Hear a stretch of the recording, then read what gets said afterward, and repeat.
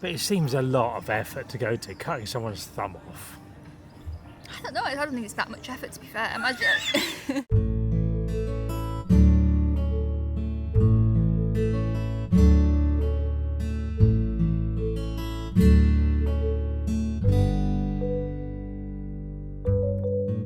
So after a long hiatus, walking videos are back, and I am for the first time in my life in sunny Rochdale as I go for a walk with Stuntpegg. You're alright, love. Also known as Nieve. Oh, local, you have to translate for me. Let's look around.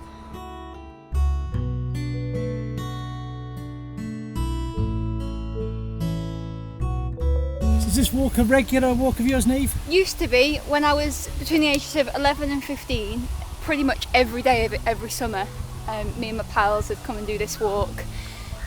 Just something to do, see if we could find a horse, run away from the horse. Oh, we're going to see a horse today? Hopefully not.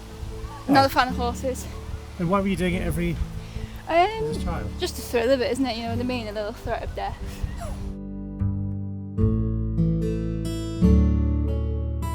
No horses, Nieve, but I can see cows over there. Dreaded cows. I do know of someone who sadly died by cows. I won't go into a detailed description of how and when.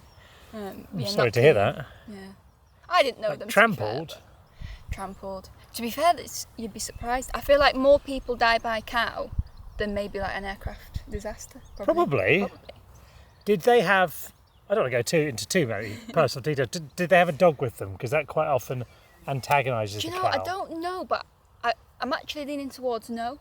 Okay. But I think a lot of people, because cows are quite friendly looking animals, even though they're big, I feel like right now... They're having sex. See, I was about to say You've taken me to watch cow pornography. I don't think they're playing. I think they were just having a laugh, to be fair. Did Robbie. you? Yeah, they're just having a laugh. But like, they look approachable, don't they? But they're not. Well, not that one. It's very friendly. The other cow. I had a real palaver getting here, you know. Why? Well, it was trains delayed. To meet you in Rochdale, it was 8 hours from leaving my house. Wow. I went to Grantham. I was stuck in Grantham for a bit because I missed my train. There's a train every hour. Literally missed it by 1 minute because of the delay. Had to hang out in Grantham. Went around there. I've been to 2 separate Morrisons today. And then, when I met up with you, we met up in central Rochdale Station. We got the tram to this place. What's this village called? Milnrow. Milnrow. For local dialect. Milnrow for local dialect. And it went wrong because we got on the tram and I didn't have a ticket for the tram and I panicked a bit. You were pretty cool with it all, your experience with the tram. Well, I don't want to say it like that, but yeah, no, it was pretty cool. I panicked a bit. We got off. We had to jump off at the station, do the tappy bit on a thing. We both did it at the same time. I was worried that your one had gone through and mine hadn't, so I then waited to tap it a second time, looked round, tram door shut. I was stuck in Newbold. Newbold, yeah, and you don't want to be stuck there, to be fair. And then, so this had happened. I was all like, oh my God, what's happened? You went off into the distance on the tram. I sort of just walked down. Then someone shouted, Robbie. So, didn't know. Shouted, Robbie, what are you doing in Rochdale? And as I went to answer him, another tram came across. So I had to try and mime, I'm going for a walk with Stuntpegg. No, so that's really I was sort of going like, filming, and I didn't know what to do for you, so I did like a football kicking thing. I don't think he would have got it. No, they hate you now. I bet they go back now to their mum and say, Robbie Knox is such a rude piece of work. Yeah, he just did that at you me. burnt bridge. And then, so that happened, and this is all within like 30 seconds, and then I just turned round, having given up this guy, turned round, took a step forward, and a rat ran out from the side, and I sort of like accidentally kicked this rat. I'll be clear, it wasn't accidental, it wasn't some zoomer of the rat world. Leathered this rat a little bit. I don't think it was fine, but just hit it across the rat. I was going, what is going on here? My life's gone to pot in the last few minutes.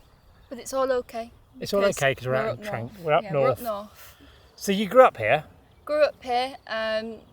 It's nice. It's okay. Yeah, it's okay. You've downgraded it from nice. It looks nice. No, it's nice. To be fair, this is well, like I say, we used to walk here every day of the summer, even though there were horses. It tells you everything you need to know. This was the place to be, because everywhere else was a little bit boring, to be fair. Do you do a lot of walking now? Yeah, I love walking. I love walking. Yeah, it's nice, isn't it? It just soothes the soul. I like to put my earphones in Do you? Yeah, I always put my earphones in. Block out the world. You see, I don't really put my earphones in when I'm in the country. If I'm walking through a city, I'll put earphones in. But out here, I like the noise of nature. I like the silence and the tranquility. Yeah, I do get that, to be fair, but I also quite like having like Whitney Houston on. Whilst Yeah, I mean, you're right. Put it that way, tranquility or Whitney Whitney. Houston, whilst there's like a pigeon or something, you can romanticise the pigeon then. See what I mean? In what way? Not in like a suspicious manner, but No, just like in a just like that pigeon's got a life, that pigeon's got a family. Those little birds have got lives, those cows have got lives. That pigeon wants to dance with somebody. You know, that pigeon almost had it all. Yeah. What was it like growing up here? Yeah, it was okay. I mean, to be fair, I'm not gonna like pretend it was magical because it is pretty working class. This area doesn't really see much money, and as a consequence of that, you've got a lot of people with, haven't got a pot to piss in, so they go looking for a people's pot. Literally, my granddad spent ages building this flower pot, big flower pot thing. Within one day, pinched, gone. Yeah, he was actually really upset. To be fair, it's not even funny. That is disappointing. Yeah, that is a great word for it. It can be disappointing, but at the same time, also, people really stick their neck out for you as well. So it's the mix of both, really. Yeah, when we were walking up, I said, what's the village like? And you said, oh, it's the kind of place. And I thought you were going to say, well, you can leave your door open and all this. You weren't. You were saying where everything's going to get stolen. Yeah, I had 5 bikes that were pinched. And the annoying thing was, there was one bike I had and the brakes stopped working. So I placed it outside. I lived on just off a main road. And I placed it outside the door thinking, oh, that'll be gone within a few hours. Come on, do me a favour. Yeah. Nobody touched it. Discerning bike thieves. Yeah. They don't want your rubbish bike when there's It really good got bikes. on my nerves, that, yeah. I remember when I was a kid, this guy Phil I knew had his car stolen, and he went outside and he saw his car wasn't there. He's like, oh no, and he's just there swearing, and some kid drove by on a bike and said, what's up, mate, to him, and he said, oh, my car's been stolen. The guys looked at him, went gutted, and just rode off. And then Phil looked down at the ground, and the only thing left from his car was the tape that he'd had, it's going back a few years, the tape that he'd had in his stereo.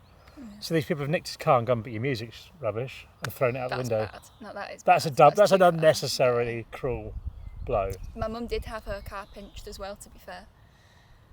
Do cars still get stolen as much? Yeah, when I was young, cars got stolen all the time. Mum, it was kind of her fault because she left the keys in the door and like shut the door, didn't lock the door. The keys were in the door. She did lock the door, but she did something. It was basically an invitation. It's like there's a serial killer in America in the 70s, I think, and something Ramirez, and he would only kill people if their doors were unlocked because he saw it as an invitation. And as much as it's not good what he did, you can understand like a little bit of his logic there. Trying to warn people about home safety in an unorthodox fashion. Yeah, I do agree though with you that it is probably, he did go a bit far. Yeah, I mean, that's what some would say, yeah. Yeah. What are the cows up to now? I don't know, but I don't trust them. Is it all animals you don't trust? Cows and horses? Is it farmyard animals, or you're out with cats and dogs? Any animal that is... Oh my God. That white cow is a piece of work, I could just tell. Yeah, the white cow was the one that was doing naughty things before, and that's just headbutted another cow. And now it's sniffing another cow's bum. Not the same cow that it was doing naughty things with. I know. What a renegade cow. I like your videos, Nieve. I don't watch a lot of football YouTube, but I really enjoy yours, and I really enjoy Ellis Platten's as well. And I think I think you're funny. And enthusiastic, and you make me care about games that I wouldn't otherwise care about. Do you know what I mean? Yeah. Any more compliments? There's plenty to be going on with, isn't it? Just wanted one more. One more. I like how willing you are to travel, because I like travel, and I like that you're enthusiastic about going to different countries. That was definitely a repeated one, but no, I'm very grateful. I'm very grateful, to be fair, because actually I put a lot of time and effort into my videos. I wouldn't say it's typical of, like, a lot of videos are maybe made a certain way, and I'd say mine are a little bit different in the sense that they might be a little bit more laid back. Yeah. And so it's what I've noticed with my audience is they're a little bit older as well, actually. So I've got a really nice. Oh, I can't believe it's starting to rain. No. I've not come prepared for this. No, I've not come prepared for this. Oh, typical North, isn't it? It's blue skies. Are we just under a... Oh, that's not blue skies, is it? Oh, God. What are we going to do? No, but the problem I've got is, as well, as a northerner, I've got to pretend this doesn't bother me. What, because You've got an image. You've got an image to keep, haven't you? You've got to be tough up north. What do we do? Let's walk and let's hope that the trees shelter us. Let's find shelter under trees, and then I will think up more compliments for you.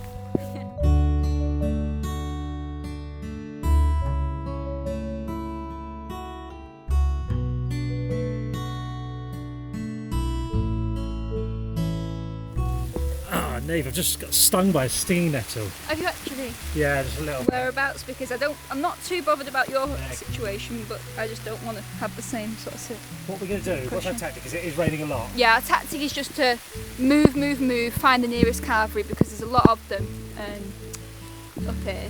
So we will find one and we will be okay. Nieve, there's a chickens warning sign. How do you feel about chickens? Yeah, I'm on good terms with the chickens. They're good. But I'm a little bit more curious about this because that house was not there the last time I came, and there was a bridge as well that we noticed that wasn't there. They'll be building a co-op next, and you know what I mean? Like, just taking over our land. I've spotted the lake, but more importantly, I've spotted a pub and a chippy. Never that far. It's like they say you're never more than 6 metres from a rat in cities. When you're up north, you're never more than 200 metres from a chippy. And also rats. And also rats. Rain's gone. It's nice, isn't it? It is. We're looking out over a lake here. People sailing.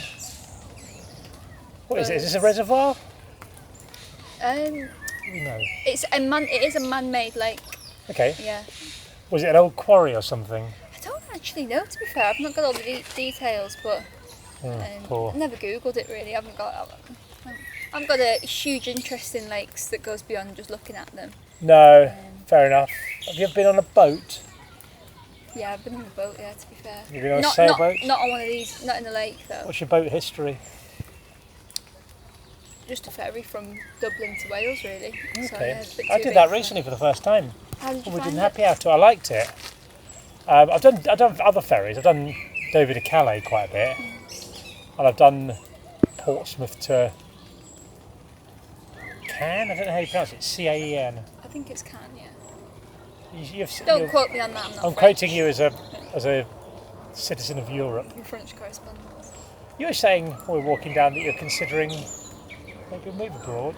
Yeah, I think so. I think that in this, as much as I do actually really love England, I do think that it's through no fault of people, but the last few years has taken its toll on people, and I'd say the general mood of the country is quite low. Yeah. And you can really pick that up, especially living in Manchester city centre. And it's just, it seems to have a real negative energy around the place. So I think I'd rather go somewhere for a bit where the spirits are a bit higher. Yeah, I think I do often think, it's a young YouTube type, I think, why don't you move abroad and stuff like that? I don't mean that in a nasty way, like, why don't you get out of this country? Where do you think you'll go? I'm thinking either Germany or Italy. Have you got a European passport then? I've got the Italian passport on the way. so I mean, lucky. they're taking their time, but hopefully I'll get it sorted this year and then just get myself there. Because the Italian passport now is like one of the most valuable passports in the world, which is great. How come? I don't know, it's just I think it's just the access it gives you within Europe and like the relationships it's got with certain countries and where you can therefore stay. But obviously with the English passport, you can stay up to 90 days. Yeah. 180 days, it's something Yeah, like it's that. something like, yeah. I'm not sure that there's certainly, I know people who are like travel YouTubers and stuff like that have to be really wary of how long they can be in the Schengen area and stuff like that. Do you like travelling? I know you do. I love travelling, yeah. My biggest fear is actually flying. Is it? Yeah, I've still not got over that. I still haven't. Every time I go on a flight, I clench my fists and what have you. I'd be a terrible person. During a flight, I'm a great person to sit next to because I just keep myself to myself. Yeah. But takeoff and landing, people probably can feel the energy from me. That's not great. I love takeoff. I love that power, with the engine. But there's a moment when the plane just sort of stops, where it's kind of there's a bit of a silent moment when you're after you've taken off.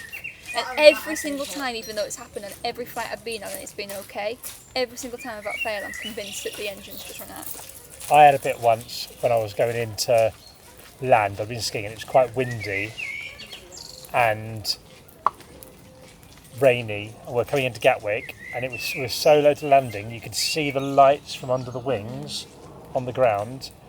And just before we touched down, the engine just roared in and we did this. And I should have said, pilots have just pulled out that landing, we're just waiting for a second, we'll just find out what's going on. And there were people around praying and stuff like that.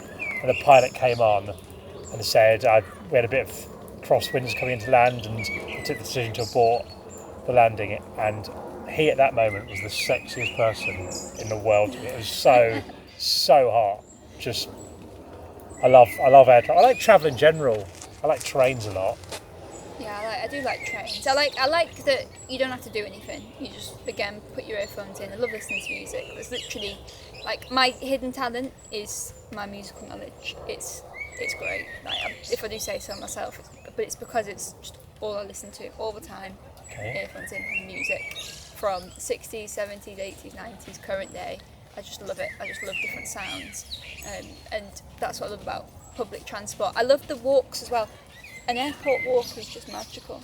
Walking from one gate to the other gate, or walking to the train station that's connected to the airport. I just love it. How do you feel about the little travelator things, the flat escalators? I don't see the point in them sometimes because they're so crowded that you don't even speed yourself up. I'm the person who walks around, so I use them as an opportunity to overtake. Yep. I try and not judge people. I think you should be accepting of all. But people who just stop when they get on a travelator, I judge them. Because it's is that all that's keeping you going is the necessity to walk? You could go even faster with that. They just go. I don't know if they've got kids or loads of bags. Fair enough. People just go and just stand there and wait till it stops and then carry on walking. What are you doing? The problem I've got is when they take up the whole bit as well. There's no path to go through. And because I'm not confrontational, the absolute most I'll do is a cough. So I do wish I had more about me, because if I did, I'd be saying, "Oh, excuse me." Oh, I'll do an excuse me. No, I can't do an excuse me. Can't you? Yeah, I don't like it. I was delayed on one flight, so my connecting flight, I'd have missed it if I hadn't gone to the front of passport control. Yeah. That was the worst day of my life, having to go to people and say, "I'm so sorry, guys. My flight goes in 5 minutes. Is there any chance I could, But people get really protective, understandably. They want to see your boarding pass. They need to see photographic evidence that your flight's actually in 5 minutes. Yeah. Oh, it was pure chaos. Not a good moment. Stressful. Yeah. Do you find yourself getting quite anxious in social situations like that? 100%. Because I spent quite a few of my teenage years, sort of through my own choice, really, didn't really spend time with other people because I wasn't in a great headspace. And I couldn't deal with other people, and so there was and then lockdown came, and so it's kind of and this is the case for a lot of people my age. Lockdown and the online world, it's really taken an impact on that social ability that a lot of young people have got. And because I read something somewhere about young people, they'd be happy to go contactless for everything. When you get your transport, you just contactless. You go and buy something from the shop, it's a machine. Everything, basically, they'd be happy for it to all be machine. And even though I struggle in those social situations, I would not want that, because I think it would be really damaging on our sort of generation.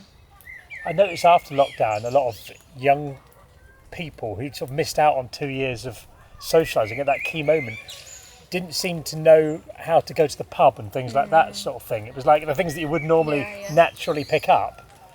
It seemed a bit sort of like everyone's a little bit like, ugh. I think a lot of us young people is we pre-program what we're going to say in situations, and because when you're online you literally can, you get a message, there's no speed in which you have to reply, so you can pre-plan exactly what your response is going to be. And like if I go to the post office, I know sort of the conversation that's going to happen, so I'll pre-plan what I need to say. But if that conversation diverts, it's like, oh, I don't know what to say now, I don't know what to do. That dog's going to pinch your camera by the way. It's alright, nice dogs. No, it's not. You can't trust the local dogs. Yeah, I sort of sometimes do it. I prepare if I've got a phone call to make or something like that. I'll have a little think through, a little psych up thing. But then, if something happens that's not part of the pre-planned conversation, how good are you at dealing with? Better now I've got older. I think you just care a lot less when you get older in a nice positive way, because I think more stuff goes wrong like in your life, so then by the time, like I think of the things I used to worry about when I was like 18 or 20 or something like that, like you go on a night out, you have a drink or something, you'd say something, you'd be reliving it for ages. Like I remember being at uni and I remember I had some girl I knew who I'd been talking, I was drunk to some girl who was like a friend of someone I knew, but I didn't know her very well. I remember being so embarrassed the next day. And now, I can't remember why I was embarrassed. I can't remember what I said. I can't remember her name. I can't really remember what she looks like. But at the time, I remember it being such like, oh my God, what did I say? I mean, maybe it was horrific, I can't remember, but yeah, I think you just sort of become a bit more. I think as well, like it's the more things that you do, like if you don't put yourself out there and you don't have those social situations as much, each one really matters as well. So you might find yourself regretting either not saying the right thing or not saying more or not making the most of it. Whereas if you keep putting yourself in those situations where you're having conversations and stuff, then you become a bit like, oh, it's fine. Yeah, when we did a happy hour tour, you came along actually, didn't you? Early in the year, and we see people message or on forums and stuff afterwards saying, oh my God, I met the boys afterwards and it was, I think I embarrassed myself so much and I was just really quiet, or I did this sort of thing like that. I just think nobody's embarrassed. There's no one that I remember being embarrassing. I know that some people talk more, some people talk less. Do you know what I mean? It's no one was bad, but some people sort of build things up, I guess. Yeah, especially if you're an introverted person, but you've got you've got a load going on up there, you've got interests and stuff. It's like finding a way, like for me, music's my biggest interest, but I find it quite hard to express that because I'm naturally quite a reserved person, and the way I appreciate music and stuff is a bit different. It's not, in a conventional way. What do you mean? So I just sort of, if there's a one-man show in my kitchen, I'll have a boogie, but I can't dance, to be fair. And so what I'll do in a public setting is I'll lose all ability of my limbs because I know I can't dance. But it looks like from a distance, oh, she's not feeling the tune, she doesn't like the tunes, but secretly, I'm loving it. Like Beyonce's just come on, I'm absolutely loving it, but I'm not going to boogie in the same way that other people boogie.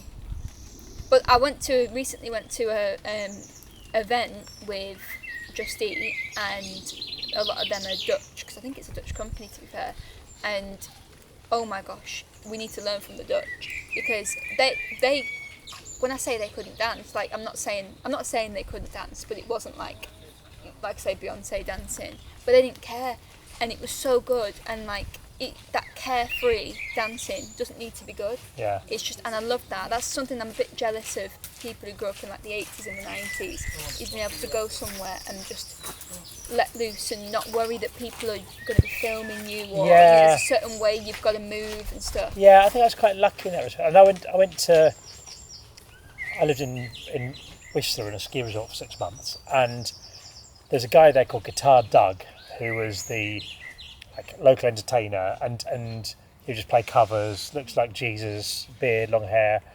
And then I went back 5 years ago 4 or 5 years ago, and it was like 20 years since I'd been there, and he was still there. He's in a band now called the Hair Farmers.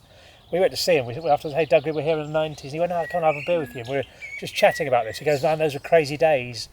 I was going, it's kind of the same now, isn't it? It seems the same. It still seems lively. That he goes, now camera phones killed it. Yeah, 100%. And I said, oh right. He said, do you remember Naked Limbo? And I totally forgot about this, but they do. People would have skis, and people would be like getting naked or taking their tops off and just doing limbo in a bar, which no one would do now because that'd be all over the internet in minutes. So it has kind of taken away Naked Limbo, if nothing else. But I saw actually someone recently on Instagram, and I need to message them about this. They went to a Northern Soul place, and I really like the look of it because they look great. And you know, the average age people in Northern Soul are a little bit older, but they're there. But it's good. They're there to like have a good time. Like this guy taking a picture of the outside, but there was nobody filming on the inside. I think it's one of those places where it's like a judge-free zone. You just feel the music. You have a dance, obviously do the Northern Soul dancing, which looks amazing. But you don't have to be good at it. You just you're just there to just feel that music with other people and connect with other people.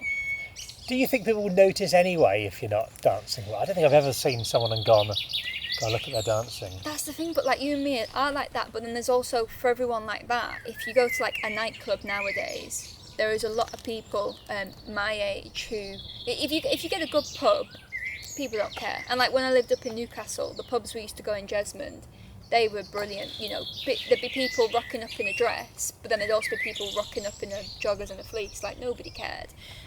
But then also certain clubs, if you get unlucky, it's just everyone non-stop with their cameras filming. God. And I don't like that at all, mate.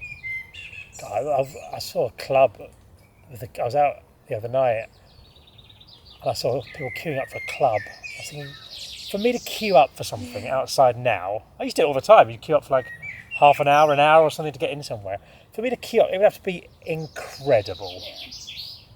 Sometimes the queue is the best bit.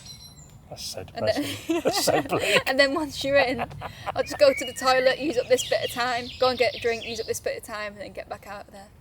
It's interesting because you talk about being sort of, I guess, not outgoing and all this sort of stuff, but thinking about moving to a different country where you don't know people is quite, a lot of people will be terrified about that. Yeah, I find that my mum says that all the time, because my mum, she knows what I'm like, so she's not that she doesn't understand it, but there are moments where she's confused by this idea that I suffer so bad socially, but literally my career is going from one place to another place all the time, where you've got loads of high stress situations. But I can't explain it. I think it's about comfort zones. Like if I go somewhere, it can be anywhere. If it's something that's within my comfort zone, it could be, whether that be football, that's a big part of my comfort zone, I'm okay. But it's sometimes, I'm good at hiding it too, I won't lie. I'm very, very good at hiding like the stuff going on. Like I used to be really bad when I was younger. I used to get like really bad heart palpitations, like my legs would shake and stuff, but I've grown like quite good at just hiding when I'm feeling it. Like just this year at the Champions League final, spent a lot of time with different like YouTubers and stuff and cool people, and I met a guy, that Troy Hawke, you know, Greeters Guild. Yeah, I met him, and he's brilliant. And it took me about 5 minutes to psych myself up because I was on my own at the time to go and say like hello. And that whole time that I was speaking to him, in my brain I was like meltdown. But looking back, I was quite good at like hiding that. Yeah. Which I can't wait for the day that I don't care enough, that it's not about hiding it. I just like don't care anymore. That kind of thing. Okay. I think the more you do things, the more you get used to it, I'd say. I think it'll definitely decrease. I don't think it'll ever fully go away. But then I feel like there's so many people out there that they're also really good at hiding it, and it's coming to terms with that as well. It's like everybody, you know, has their problems, or as they're like maybe a bit self-conscious or not very confident in certain situations. I think when you're young as well, everyone, you'll go into a place, like if you start uni or something, you go into like a lecture hall or something like that, and you won't, I remember feeling like, wouldn't have the guts to just talk to someone just next to me or something like that. But you think, well, everyone wants to. Yeah. If you're not being creepy or weird, everyone wants to sort of make friends and chat to people. It's just people don't really want to do the first bit. Should we walk? Yeah, let's walk.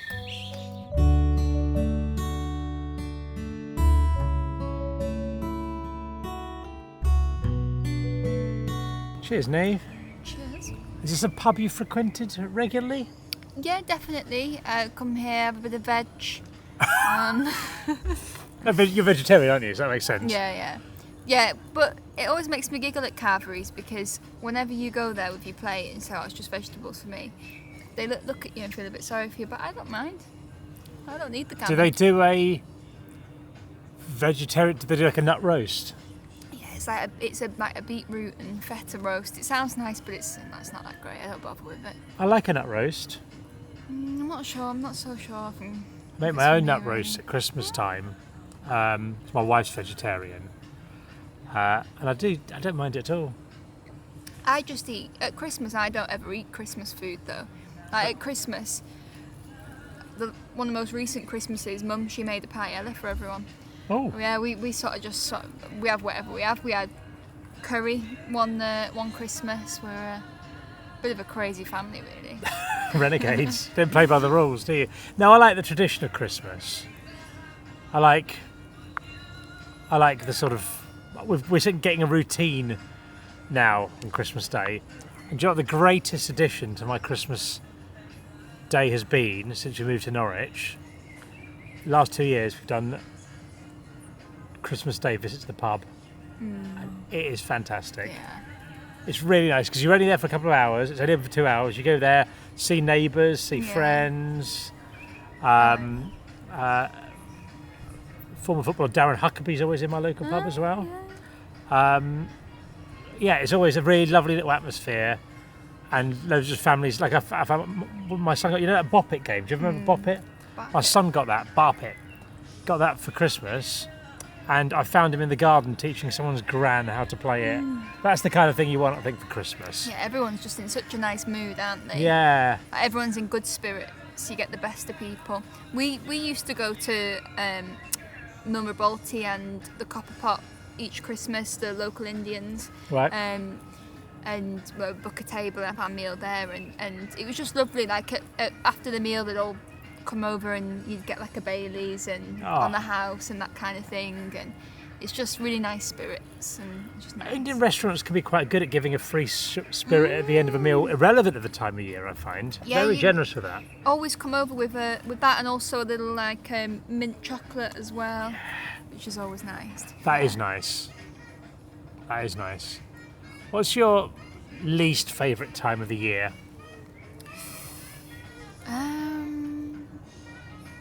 Just adjusting the camera. Funnily enough, do you know, I'm actually not that keen on summer. I'm not that keen on. You're not? I'm not that keen on. I don't like weather to be really cold, but I'm not great with proper sunshine and warmth. I don't know what it is. It's not for me. I like it to be spring. I like t-shirt weather, but no more. You're a bit Italian, surely that's rubbed off on you? Yeah, no, it's not at all, to be fair. But then I'm like, at times I feel as Italian as a sausage roll, do you know what I mean? Because like, I literally, like my dad's Italian, but he grew up in Australia. I'm Italian, but grew up in Rochdale, so it's, it's... Whereabouts in Italy is your dad from? Napoli. Oh. Yeah, Avellino to be specific. Amazing for pizza. Yeah, absolutely gorgeous. I'm planning on doing a video. Don't steal this, YouTubers. Oh, I shouldn't say it, should I? I'm going to be... Thinking, not you, it's not football. Okay, we'll steal it if you want, but I'll just do it anyway. I'm gonna go and eat Italy's best pizza, which is in a place in Naples at the minute. Yeah. Well, are you talking about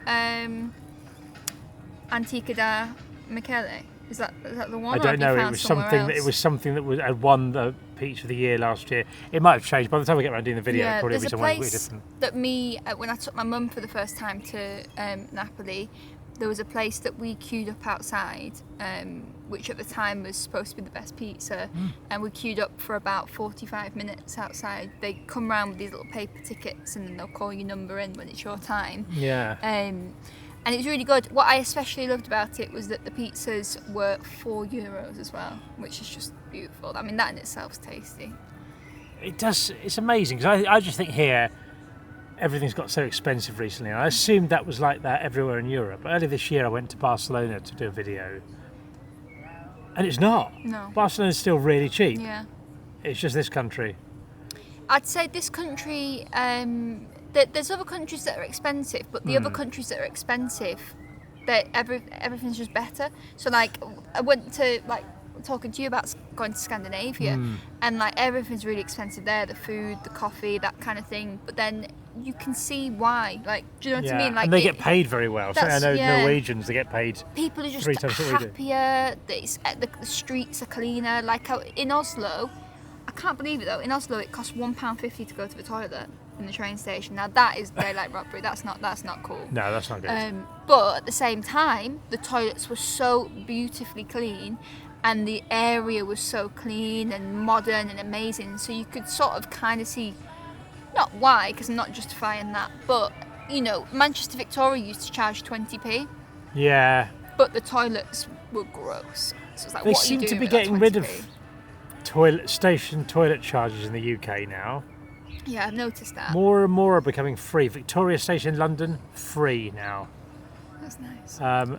Liverpool Street, free, which is good. I don't think you should have to pay to go to the toilet. No, you shouldn't. Because it's just going to encourage people to toilet in places they shouldn't toilet. Yeah.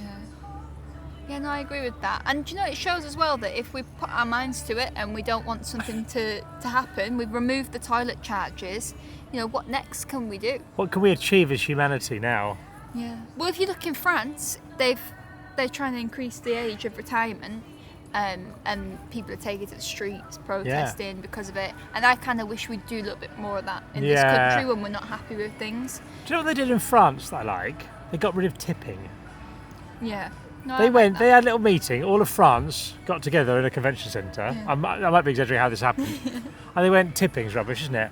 So now they've just put their flat 15% on in food things, and you don't tip in France. It's a great system. Is it, if you did try and tip, do you think they, like, if you they'll let didn't you. know, they'll let you do it? Yeah. They'll take it, But they'll take it. there's no expectation to tip, Yeah, I like that. and everyone's looked after because they're getting the tip as part of the food. I love France. It's a great country. Yeah, France. I think with tipping as well, this is another thing with like social anxiety with things like I went to Supercuts once, and I was like, in my head I'm building up. I want to tip the lady who's done my hair, but the only thing that's stopping me in my brain is that I'm gonna have to like have a conversation about it and like try and give her this money. And I did it. I actually built it up in the end and went to give her a tip. Turns out they're not allowed to accept tips, and I didn't like that because I wasn't expecting her to say that. I had it pre-built in my head what she was going to say. She was going to go, "Oh, thank you, love," but she didn't. She said, "Oh no, thank you, but we're not allowed to accept them." So I went, "Oh, sorry," my bad, and put it in my pocket. How did you feel afterwards? I felt a bit silly, but then I also felt glad that I at least offered. Yeah, you see, that's it. I think it's should appreciate that. Yeah. I think it is. America's weird for tipping, isn't it? Like I don't get it. Like, and it's weird. Have you been to America? A bit, yeah. And have you ever been in a situation where? Well, the problem is you need to just carry loads of like dollar bills everywhere. Yeah. I don't understand how you get enough. I mean, it might have changed the prices, sort of thing like that. But normally, like if you'd like leave a couple of dollar bills, you get some drinks and all this sort of stuff. You do all this sort of thing, or if someone helps you with your bags and all this, you're just giving like money. Where'd you get all the dollar bills from? I don't. We live in a cashless society as well. I know that, but I've not been to America for any of the time recently, so I don't know what the rule is now. I don't know how they do it. If you're using contactless, is it just something on there? They often, like on the screen when you go to pay, it'll say, "Would you like to?" And you can click yes or you can click no. Yeah. And you've got someone just sort of like staring at you Yeah. as you click yes or no. Do you know what I think's a little weasel move? When they include a service charge in the bill and then say, "Do you want to tip?" I Or when they also do it, like they'll word it as well on top of the tip. Would you also like to give money to such and such charity and what have you? And I'm always a little bit cynical with that, because like if I want to give some money to charity, I want it to be a charity that I've found or it's something, and not through a company. And you don't want the company to claim the credit, because they're going to go like, oh, we've raised all this money for charity. Yeah, so I click no, but then this lady can see that I've clicked no. Do you know what I mean? Yeah. Like, what does she think? What must she think of me? Probably doesn't even care. I don't think she cares. I don't think she cares, but I know what you mean. It's socially awkward. But isn't actually, a crazy thing about the cashless society, I was speaking to someone who said that there's a new potential invention in the works in which you can have a contactless chip placed in your thumb, so that you can pay for things using your thumb, or you can get on the train using your thumb. You just scan it. When I lived in London years ago, when they brought out Oyster cards, which are like the things to pay when you're on the train, on the tube and everything like that. Originally, they were like credit cards with a little chip in them. And I saw a guy on the train, and he'd obviously cut this chip out of his Oyster card. And he got to the gate and he pulled out a wand, like Harry Potter, and went, it opened the gate for him. That's not like that. It's one of the best things I've ever seen. Do you know, if you did put chips in thumbs would become quite... because you steal someone's thumb and you've got access to all their money. But it seems a lot of effort to go to cutting someone's thumb off. I don't know. I don't think it's that much effort, to be fair. Imagine you just get a knife. No, I don't. I think it would take. I think ages. I think if I try to cut your thumb off now, it's going to take a long time. But they say that. I mean, it could be a complete and utter lie, but they say that skin and like it's as easy as biting a banana. We just stop ourselves. At the start of the video, I always have a little soundbite, and I imagine the one for this one is probably going to be you talking about eating your own hand. Yeah. What? So, like, as in, like, no, that can't be right. I don't make it up. Well, you glide through a banana. No, because it might have been a carrot. I've been quite hard there. You can see the mark on my hand. Yeah, fair play to you. Yeah. Yeah, I think I probably got it mixed up. Yeah, I'm not sure about your stat. If I'm totally honest. But I do think though that that kind of invention is very sort of Black Mirror-esque, isn't it? And that's a sign of all these sort of things that we see as like dystopian futures actually potentially coming true. Do you need to put a chip in? Aren't fingerprints different anyway? But then again, I just don't think it's safe to make like a part of you that's so easy to chop off, so powerful. But at the minute you could... Well... Yeah, I just don't think people are that into chopping bits off people. I think it's a lot of effort. You can just pickpocket someone. Have you ever seen apocalypse films? Not much, people do really. crazy things when they're put in those circumstances. Yeah, but we're not in an apocalypse.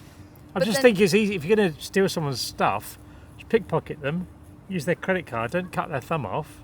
That's the thing, but I'm never going to have a credit card then. So that's all there is to me. If someone comes up to me and says, "Oh, give me the money," and I say, "Well, I've got nothing. I've literally got nothing." They'll say, "Right, well, give me your thumb then." There's no way. You go, actually, I found some money. Yeah.